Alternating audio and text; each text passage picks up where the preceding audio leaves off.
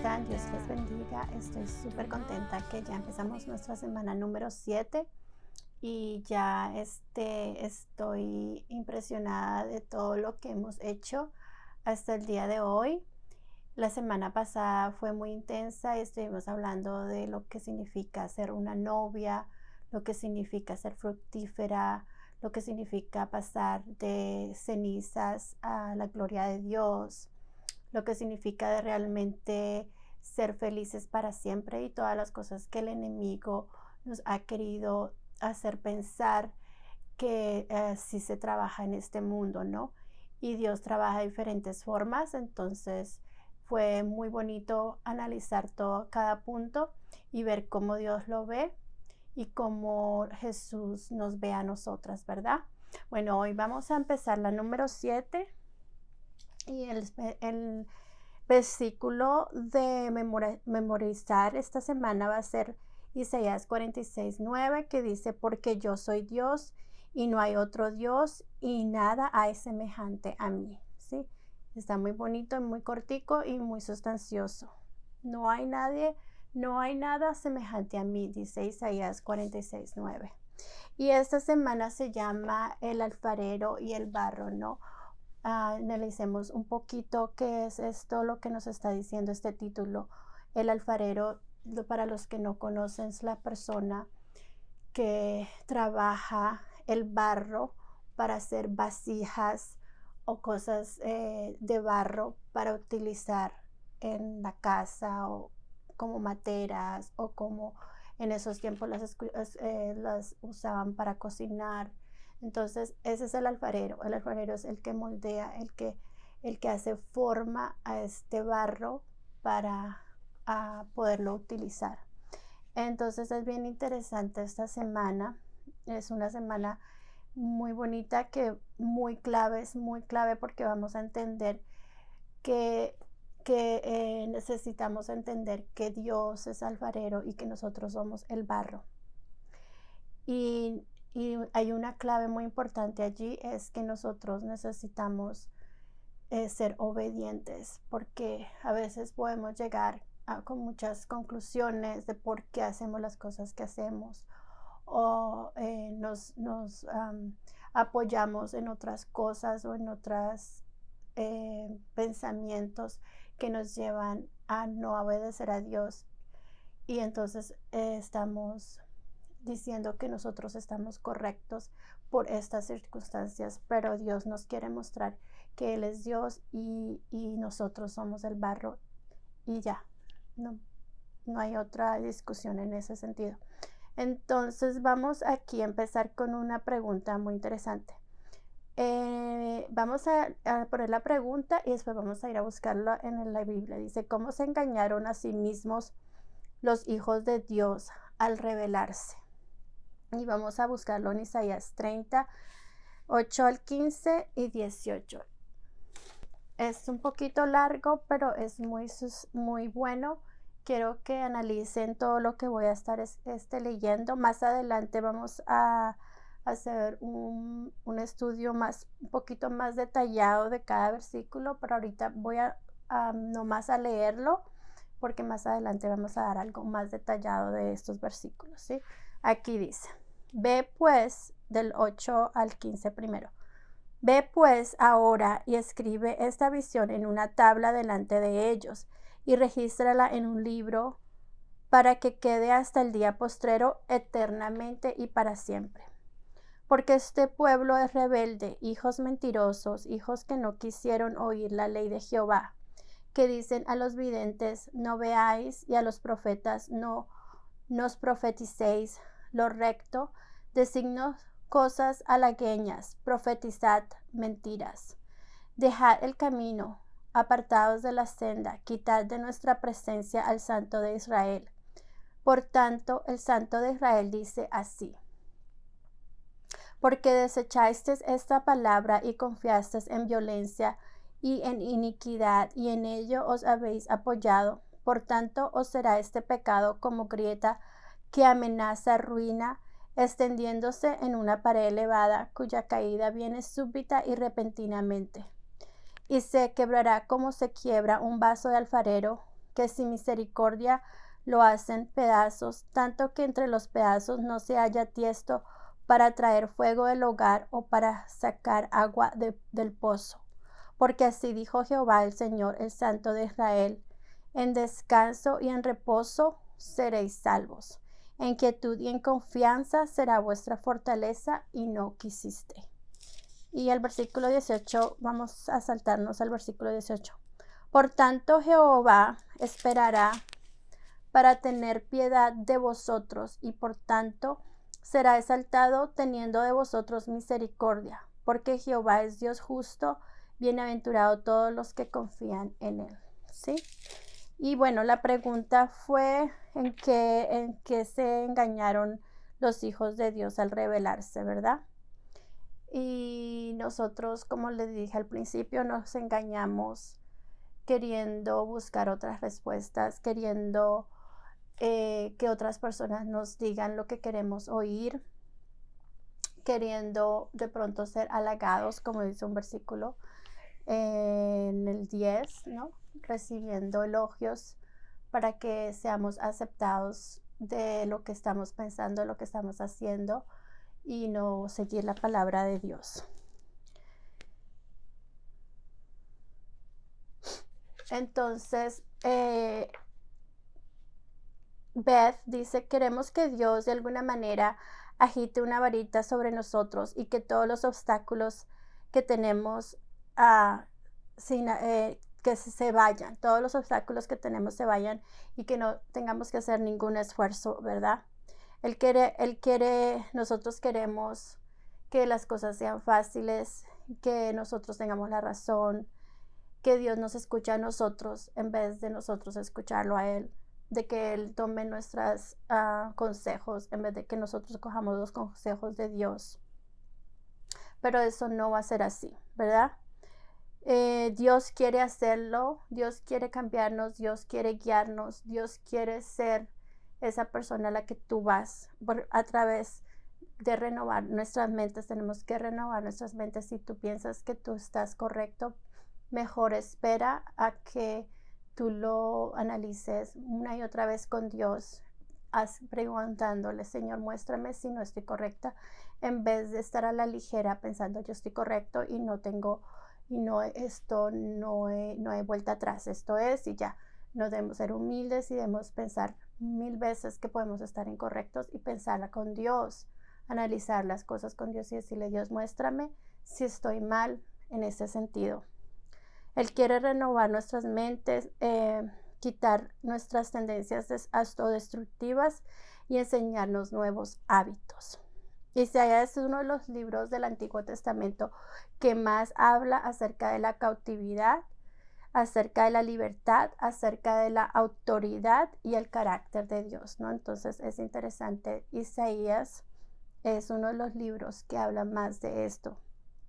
Y la libertad y la autoridad van a ir siempre de la mano, ¿verdad? Ahí en Isaías 29:16, vuestra perversidad ciertamente será reputada como el barro del alfarero.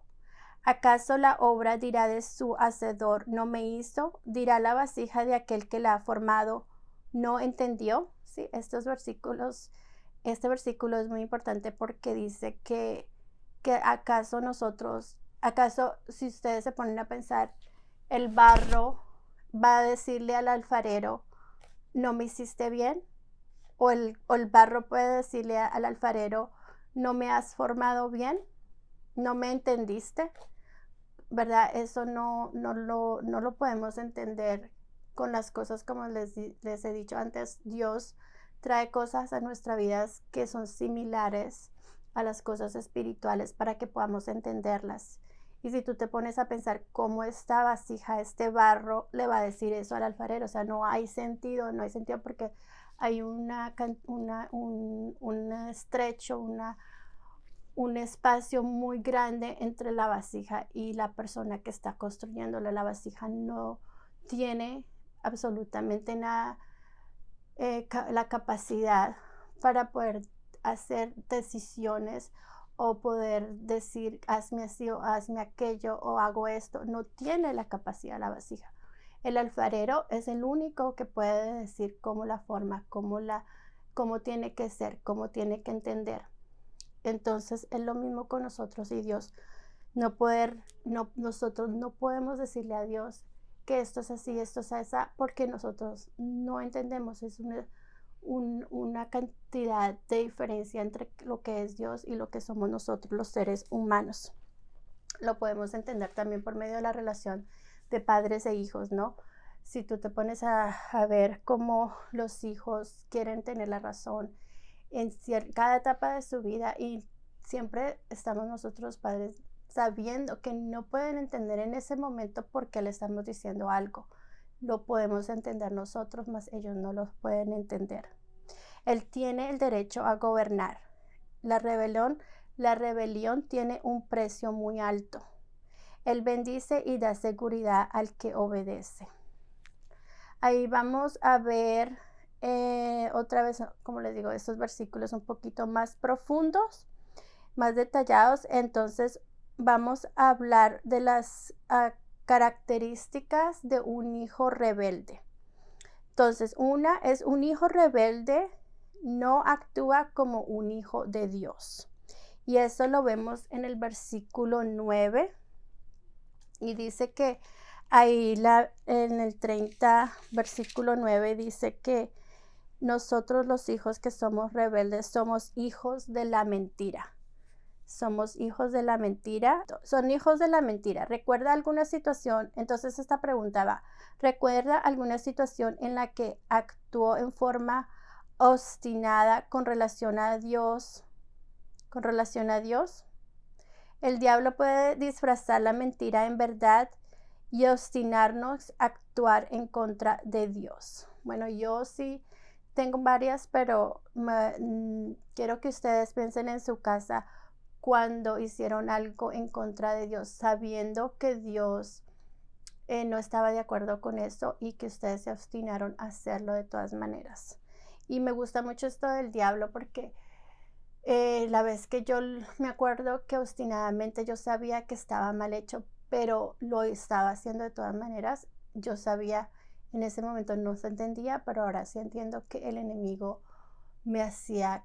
Yo no sabía que había un enemigo en ese tiempo, entonces yo pensaba que yo estaba recibiendo respuesta de Dios también al querer hacer otra vez y otra vez las cosas que iban en contra de él, pero yo pensaba, es de verdad, yo pensaba que en ese momento yo estaba recibiendo que Dios me estaba diciendo que hiciera eso. Entonces es interesante ver que tenemos que entender que si no conocemos bien la palabra de Dios, vamos a ser confundidos y defraudados. Si no conocemos que hay un enemigo, vamos a ser engañados, ¿sí? Entonces es importante reconocer el enemigo. El segundo punto es: un hijo de Dios rebelde no está dispuesto a escuchar la instrucción de Dios, ¿no? Ahí también lo vemos en el versículo 9, que dice: hijos que no quisieron oír la ley de Jehová, ¿sí? Ese es un hijo rebelde. Vamos a leer los Éxodo 23, 20, 22.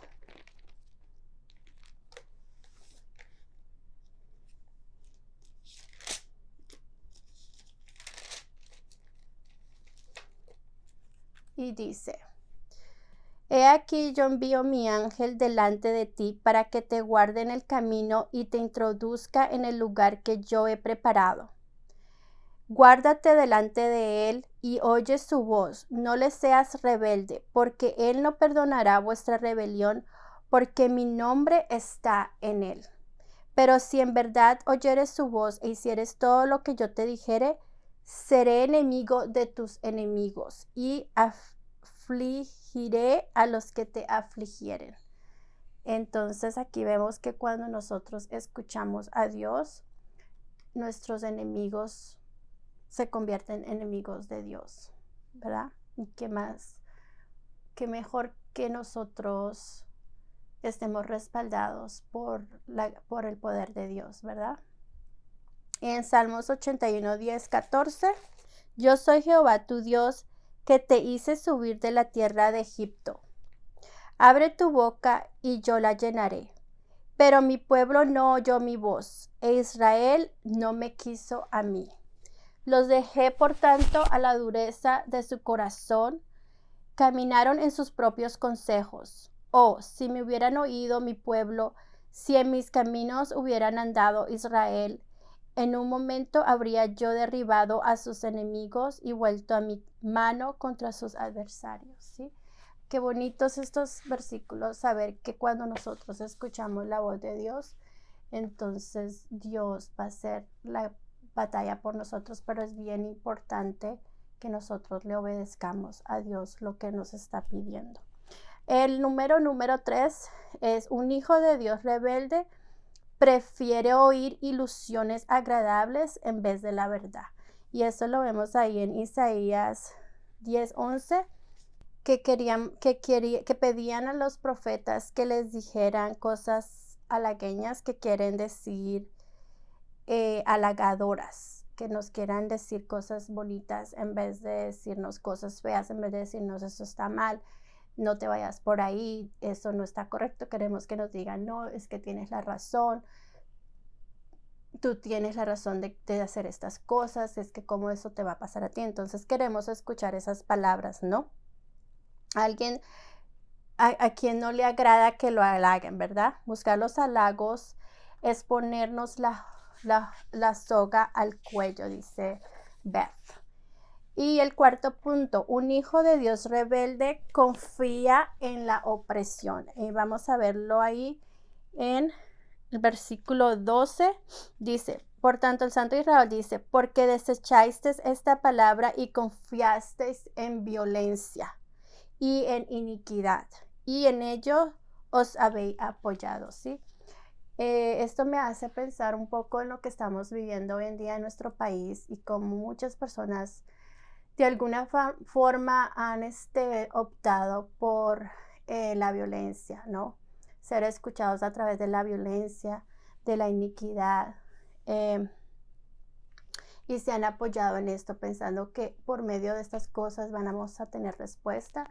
Y yo les invito a que ustedes no hagan esto, no busquen las armas, no busquen el pelear, no busquen el estar en contra de algo, porque eso es violencia a la final, ¿sí? Recordemos cómo nuestro Señor Jesús, cuando fue llevado a la cruz, Él no dijo ninguna palabra, pero Él sabía que la justicia venía de Dios, y miren dónde está, ¿no? Él es el heredero de todas las cosas, y nosotros vamos a ser coherederos con Él para los que creemos cómo Dios hace las cosas. Para los que los obedecemos a Dios, vamos a ser coherederos de todas las cosas con Jesús.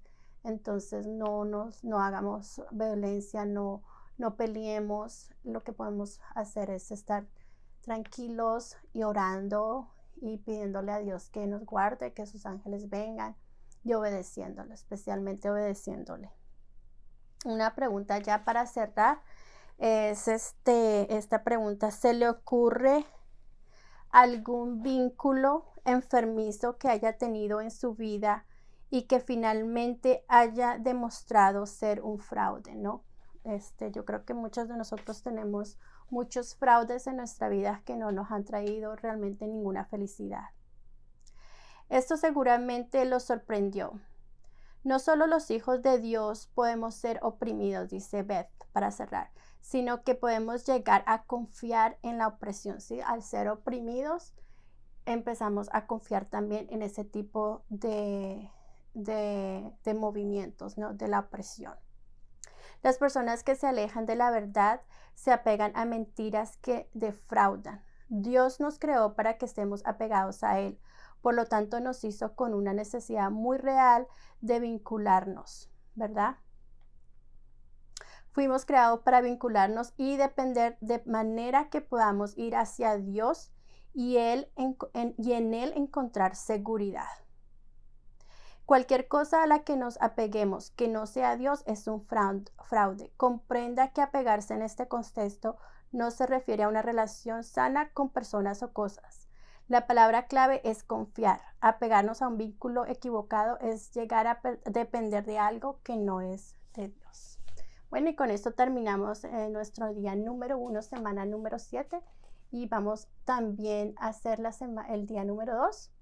Entonces vamos a abrir el número 2, es vasijas rotas. Bueno, y esto aquí, como estábamos hablando en el número día 1, del barro y del alfarero. Entonces, ¿qué quiere decir vasijas rotas, no? Ese barro que se fue en contra de Dios va a terminar siendo una vasija rota. Estamos hablando de las características de un hijo rebelde, ¿verdad? Y hoy en este día vamos a seguir con las mismas, vamos a ver las 2 características más de un hijo rebelde. Pero antes vamos a leer Santiago 1, 22, 25. Pero sed hacedores de la palabra y no tan solamente oidores, engañándoos a vosotros mismos. Porque si alguno es oidor de la palabra, pero no hacedor de ella, este es semejante al hombre que considera en un espejo su rostro natural, porque él se considera a sí mismo y se va, y luego olvida cómo era.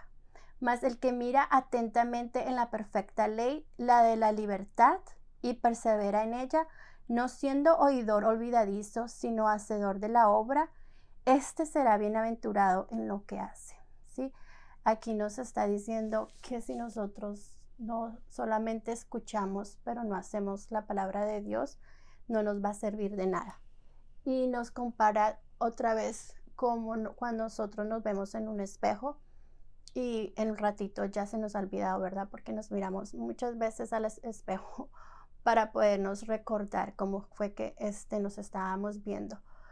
Y así es la palabra de Dios. Si nosotros solamente la miramos una vez, no se nos va a olvidar. Entonces tenemos que estar constantemente yendo a ella y estudiándola, porque es la palabra la que nos va a hacer libres de todas las cosas que el enemigo nos quiere atar y ser esclavos. El número 5, un hijo de Dios rebelde se apoya en el engaño, ¿sí? Ahí lo habíamos visto en Isaías 30:12. Y vamos a leer aquí en el libro la página 142. Bueno, vamos a recordar aquí en Isaías 30:12. Isaías 30:12. Por tanto, el Santo de Israel dice así: porque desecháis esa palabra y confiasteis en violencia e iniquidad, en ella os habéis apoyado. Bueno, entonces, si un hijo rebelde se apoya en el engaño, como dijimos en Isaías 30:12, ahí nos muestra cómo nosotros nos gusta apoyarnos en el engaño. Ya habíamos visto esto un poco en el día número 1 y vamos a leer ahí la página en el libro, la página 142, y dice: si usted ha visto alguna vez a alguien caminando con un bastón, tiene la imagen perfecta de esta palabra. Cuando nos apegamos o buscamos seguridad en un salvador fraudulento, debemos apoyarnos en mentiras para mantener ese hábito. Esta es una imagen de la trágica experiencia real de muchas personas. Y voy a leerles este ejemplo porque este ejemplo se me hace muy importante para que abra un poquito más nuestras mentes de lo que nos está queriendo decir Beth. Una joven cristiana tiene un padre duro y abusivo. Crece temiendo a los hombres y sintiendo desagrado por ellos. Satanás pone cerca de ella una mujer mayor que parece dulce y se preocupa por ella. La relación se convierte en física, por lo que la joven supone que seguramente ella es homosexual. En su corazón sabe que lo que hace es incorrecto, pero se siente indefensa sin su nueva consoladora. Pronto comienza a relacionarse con otras mujeres que practican la homosexualidad, porque ellas apoyan su nuevo hábito con mentiras. evita leer la Biblia y elige libros que apoyan la homosexualidad. Deja de lado todas las relaciones excepto aquellas que apoyan ese vínculo y fraudulento. Da miedo, ¿verdad? Dice, use un ejemplo muy obvio para dejar en claro el concepto, pero Satanás utiliza incontables vínculos enfermizos a personas o cosas. Es interesante que el mundo perdido suela describir a los cristianos como personas necesitadas emocionalmente que utilizan la fe y la religión como una muleta. Pero cuán equivocados están. Jesús se encontró con un hombre paralítico, pero no le dio una muleta ni un bastón. Lo sanó para que pudiera andar sobre sus 2 pies. La muleta más grande de todas es la iniquidad del engaño. Qué bonito entender esto, ¿no? Nosotros los cristianos no somos unas personas necesitadas emocionalmente.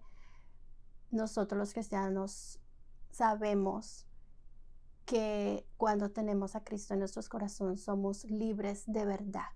No nos están dando un bastón, no nos están dando un amuleto, no nos están dando una cosa o una situación o una persona para ser libres. Estamos recibiendo el Espíritu de Jehová en nuestras vidas, y en donde el Espíritu de Jehová está, hay libertad, dice la palabra de Dios. Bueno, el número 6 es lo mismo. Un hijo de Dios rebelde huye de las respuestas reales, ¿sí? Ahí en Isaías 30, 15, 17 lo leímos, que dice: porque así dijo Jehová, el Señor del Santo de Israel: en descanso y en reposo seréis salvos, en quietud y en confianza será vuestra fortaleza, y no quisiste, sino que dijiste: no, antes huiremos en caballos, por tanto vosotros huiréis. Sobre corceles velosos cabalgaremos, por tanto serán veloces nuestros perseguidores. ¿Sí? ¿Alguna vez vivió un periodo en que sabía cuál era la solución, pero huyó de la misma? ¿Por qué cree usted que algunas veces nos resistimos a lo que es mejor para nosotros? ¿Por ignorancia, por miedo, por seguir el montón? Aquí hay una ecuación muy clara en este versículo que dice: en descanso y en reposo seréis salvos, ¿sí? Y vamos a desmenuzar un poco esta palabra descanso. Vamos a ir a Hechos 3:19 para entender qué quiere decir descanso. Hechos 3:19. Así que arrepentidos y convertíos, para que sean borrados vuestros pecados, para que vengan de la presencia del Señor tiempos de refrigerio. Bueno, aquí hay otra ecuación. Arrepentidos y convertidos es igual a tener tiempos de refrigerio con el Señor. Y yo entiendo esas ecuaciones un poco porque yo realmente sé que entonces descanso viene de arrepentirnos y de convertirnos. ¿Qué quiere decir convertirnos? De dejar de hacer, de voltearnos 180 grados. Si estábamos aquí, vamos a hacer un giro de 180 grados opuesto a donde estábamos del pecado, y al arrepentirnos y al convertirnos realmente vamos a tener tiempos de refrigerio, y ahí es donde vamos a hallar la primera palabra: descanso. Descanso, eso es lo que significa descansar. Y les cuento que yo he vivido esos refrigerios de Dios y son increíbles, porque le he obedecido, porque no me he ido a buscar soluciones antes que ir a Dios. Las soluciones de pronto a través de la comunión con Dios, a través de estar orando con Dios, Él nos lleva a estos lugares de pronto para sanarnos o para buscar ayuda, pero nunca vayas a estos lugares primero antes que Dios. No ponga tu confianza en las personas, en los títulos, en las posiciones. Primero vas a Dios. Dios es el que te va a guiar y te va a enviar a las personas que tú vas a necesitar. Y vas a tener tiempos de refrigerio, ¿sí? Bueno, ahora vamos a ver la palabra reposo. En hebreo significa posarse, ¿sí? Porque estamos hablando de la ecuación descanso más reposo, seréis salvos, que lo vemos ahí en Isaías 15 al 17. Entonces ya ahí hablamos de descanso, ahora vamos a hablar del reposo. Y el reposo lo vamos a ver en la página 144. Y vamos a leer un ejemplo para entender esta palabra de reposo que significa en hebreo posarse. Y dice, me imagino a mi abuela en nuestra cocina en Arkansas con un matamoscas en la mano y una seria expresión en su rostro, ¿verdad? ¿Quién no se pone serio cuando va a matar una mosca? ¿Qué estás haciendo, abuelita?, le preguntaba yo. Estoy esperando que esa sucia mosca se pose en algún lado para poderla aplastar. Un segundo después yo escuchaba el golpe y la voz de mi abuela diciendo, ahí tienes, pequeña molestia. En cierto modo, muchas veces creemos que somos como esa mosca. Pensamos que si reposamos por un segundo, Dios nos aplastará.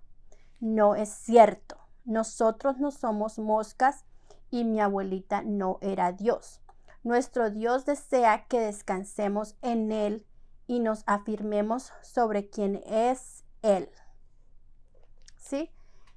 Bien importante entender que nosotros, el reposo quiere decir afirmarnos, es sentarnos en eso que estamos creyendo y no movernos, no pensar, no, es que yo pensaba esto, pero ahora voy a pensar esto, no. Sentarnos en lo que es la palabra de Dios y creer y reposar en esto, en esta idea, en esta palabra, en este versículo que Dios te dio este día. Quedarte allí, bien puestos. El Señor no quiere que estés andando como una loca, buscando cosas, tratando de buscar respuestas. No, Dios quiere que nosotros reposemos, que descansemos, que nos arrepintamos, que nos asentemos en lo que estamos creyendo, nos afirmemos en su palabra. Ahora, la palabra salvos, ¿sí? Porque estamos hablando que descanso más reposo es igual a ser salvos. Ser salvos significa ser abiertos, libres, amplios. Es lo opuesto a encerrarse. He experimentado personalmente la libertad espaciosa de la obediencia a Cristo. Y también he conocido la sensación de estar atrapado en la rebelión. Yo también, igual que Beth, he sentido las dos cosas bien fuertemente. La segunda ecuación que nos muestran ahí es inquietud y confianza es igual a fortaleza y poder. Poder es la palabra en griego que significa victoria.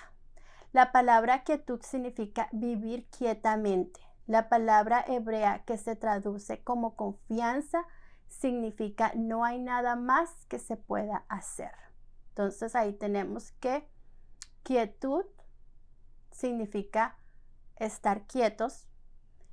Confianza más, ya no se puede hacer nada más, ya confiamos y vamos hasta quedarnos allí. Es igual a victoria, que es igual a poder o fortaleza. Una vez hemos obedecido a Dios, no queda más nada que podamos hacer. Entonces podemos esperar que Él traiga la victoria.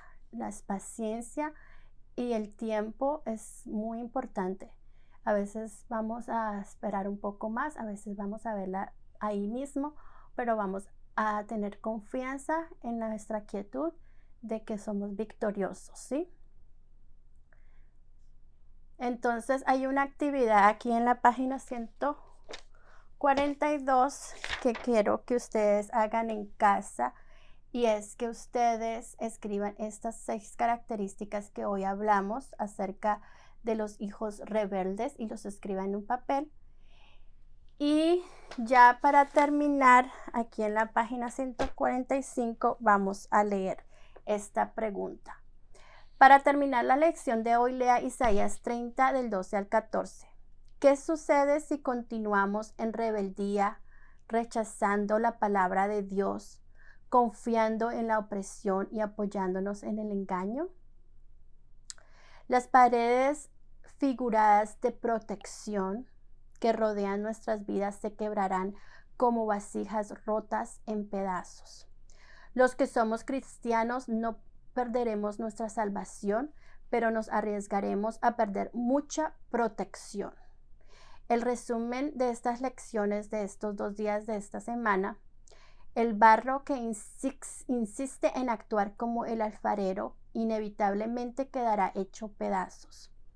Dice ella, gracias a Dios que Él ama también a las vasijas rotas. No esperemos hasta estar hechos pedazos para retornar y confiar en Dios, ¿sí? Y con esto ya terminamos este día. Por favor, de verdad, confíen en estas ecuaciones. Lean un poco más profundo todos estos versículos que hemos traído hoy y poséese en esa afirmación de lo que Dios te está trayendo hoy en la palabra de Dios. Le amamos mucho.